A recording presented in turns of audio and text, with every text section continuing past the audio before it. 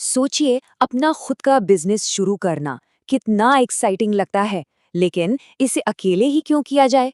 कभी कभी जब दो लोग साथ आते हैं तो कुछ बड़ा होता है और यहीं पर पार्टनरशिप का जादू काम आता है। तो आज की इस बातचीत में हम इसी को समझेंगे कि एक व्यावसायिक साझेदारी आखिर होती क्या है। तो आज हम क्या क्या समझने वाले हैं। हम इस सफर की शुरुआत करेंगे साझेदारी की परिभाषा से, फिर इसके खास लक्षणों, फायदों और नुकसानों पर गौर करेंगे। इसके बाद हम देखेंगे कि पार्टनर कितने तरह के होते हैं और पार्टनरशिप कितने समय के लिए हो सकती है। और आखिर में इस सवाल पर विचार करेंगे कि क्या ये बिजनेस स्ट्रक्चर किसी के लिए सही है। चलिए, सबसे पहले और सबसे जरूरी सवाल पर आते हैं। आखिर ये पार्टनरशिप होती क्या है? किसी भी बिजनेस को समझने के लिए उसकी कानूनी नींव से शुरू करना सबसे अच्छा होता है। तो चलिए देखते हैं। अच्छा, तो ये परिभाषा हमें तीन बहुत जरूरी बातें बताती है। पहली, पार्टनर्स के बीच एक समझौता यानी अग्रीमेंट होना चाहिए। दूसरी, इसका मकसद मुनाफा बांटना होना चाहिए। और तीसरी, जो सबसे दिलचस्प है, बिजनेस को सब मिलकर चला सकते हैं या सबकी तरफ से कोई एक भी चला सकता है। इसी को म्यूचुअल एजेंसी कहते हैं। मतलब हर पार्टनर पूरी फर्म का मालिक भी है और एजेंट भी। एक का फैसला सबका फैसला। ये तो बिल्कुल साफ है। पार्टनरशिप के लिए कम से कम दो लोग तो चाहिए ही चाहिए। अकेला इंसान खुद के साथ तो पार्टनरशिप नहीं कर सकता है ना। लेकिन इसकी कोई ऊपरी सीमा भी है? जी हाँ, बिल्कुल है। आमतौर पर एक पार्टनरशिप फर्म में 20 से ज्यादा सदस्य नहीं हो सकते। ये बात इसे छोटी और मध्यम आकार की टीमों के लिए एक बेहतरीन विकल्प बनाती है। ठीक है, तो अब जब हमें डेफिनेशन पता चल गई है, तो चलिए उन खासियतों को देखते हैं जो एक पार्टनरशिप को पार्टनरशिप बनाती हैं और दूसरे तरह के व्यवसायों से अलग करती हैं। इन लक्षणों को समझना बहुत जरूरी है। देखिए, एक समझौता होना चाहिए, चाहे वो लिखा हुआ हो या बस जुबानी बात हुई हो। बिजनेस का लक्ष्य हमेशा मुनाफा कमाना होना चाहिए।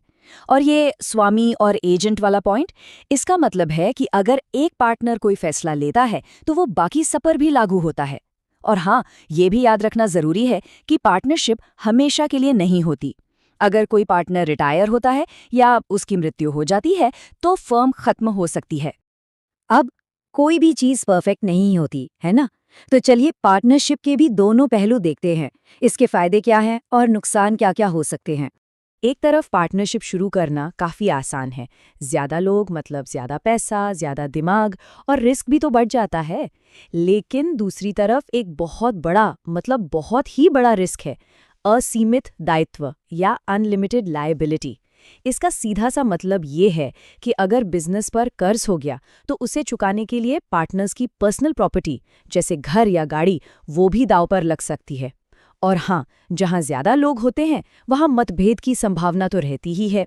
अच्छा, एक और मजेदार बात यह है कि एक पार्टनरशिप में सारे पार्टनर्स एक जैसे नहीं होते। मतलब सबकी भूमिका और जिम्मेदारियां अलग-अलग हो सकती हैं। चलिए देखते हैं कि कितने तरह के पार्टनर्स हो सकते हैं। सबसे पहले हैं सक्रिय साझेदार। जैसा नाम वैसा काम। ये वो लोग हैं जो पैसा भी लगाते हैं, बिजनेस के डे टू डे कामों में भी शामिल होते हैं और मुनाफे नुकसान की पूरी जिम्मेदारी लेते हैं। कह सकते हैं कि ये पार्टनरशिप का इंजन होते हैं। अब इनके ठीक ऑपोजिट होते हैं सुषुप्त या स्लीपिंग पार्टनर। ये पैसा तो लगाते हैं लेकिन मैनेजमेंट में कोई दखल नहीं देते।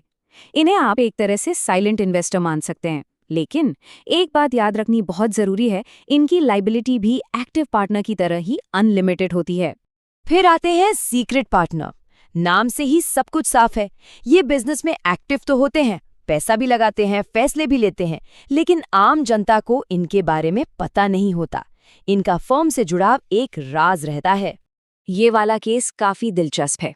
नाम मात्र का साझेदार। सोचिए, ये ना तो पैसा लगाते हैं ना मुनाफा लेते हैं। ये सिर्फ अपना नाम, अपनी रेप्यूटेशन फर्म को इस्तेमाल करने देते हैं। लेकिन इस नाम की एक बहुत बड़ी कीमत है। फर्म के कर्जों के लिए ये भी पूरी तरह जिम्मेदार होते हैं। और अब ये एक बहुत ही यूनिक कानूनी सिचुएशन है। इसे कहते हैं पार्टनर बाय एस्टॉपल। मान लीजिए कोई इंसान पार्टनर नहीं है, लेकिन वो अपने हाव भाव या बातों से ऐसा जताता है कि वो पार्टनर है। अब अगर उसकी इस बात पर यकीन करके कोई तीसरा आदमी फर्म को लोन दे देता है, तो बाद में वो इंसान अपने कर्ज की जिम्मेदारी से मुकर नहीं सकता। कानून उसे भी जिम्मेदार मानेगा। तो हमने पार्टनर्स की टाइप्स तो देख लिए, लेकिन पार्टनरशिप को उनकी अवधि यानी वो कितने समय के लिए है, इसके आधार पर भी बांटा जा सकता है। इस टेबल में हम दो मुख्य प्रकारों की तुलना करेंगे। एक है ऐच्छिक साझेदारी और दूसरी है विशेष साझेदारी। तो देखिए, फर्क बिल्कुल साफ है।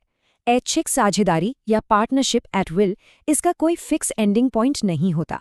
ये तब तक चलती है जब तक पार्टनर्स की मर्जी हो। वहीं दूसरी ओर विशेष साझेदारी किसी खास प्रोजेक्ट या काम के लिए बनती है।